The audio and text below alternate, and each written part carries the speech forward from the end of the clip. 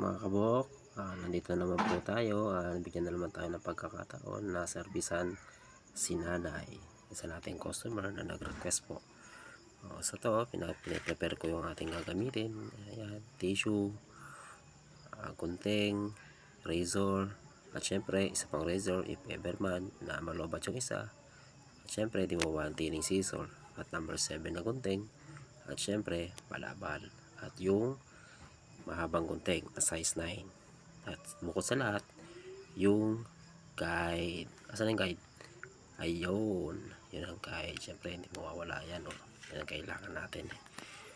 So tara, lagay na natin siya sa GB box ng maservisan na natin si nanay. So yun nga. Oops, nandito na tayo. So papunta na tayo sa lugar. Teleport tayo ulit. Yun, edi nandito na ulit tayo sa lugar kung saan natin gugupitan si nanay.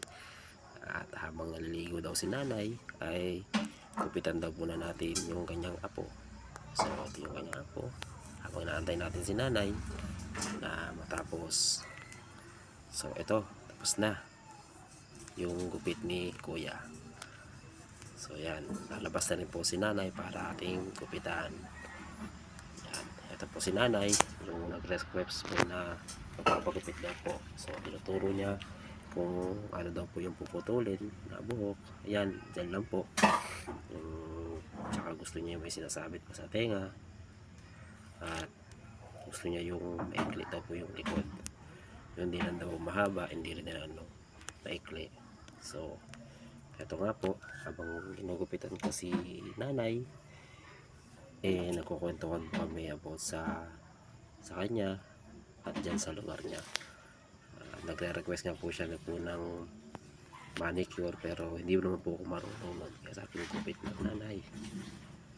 Kaya yun, sabi daw niya, buti nakapunta daw po ako dun sa lugar niya. At the same time, ito nga po, tapos na po yung gupit ni nanay. Siyempre, nagpugupit din po yung pinuntahan ko, si kuya nga po. So ito po yung lugar nila, learning site for agriculture. So yan po, eskwelahan po yan. So ito po yung ano nila, kung makikita ninyo, dyan po. At syempre gabi na rin po. Yan, pauwi na po tayo. So madilim na talaga ang daanan. So ito po yung bahay nila.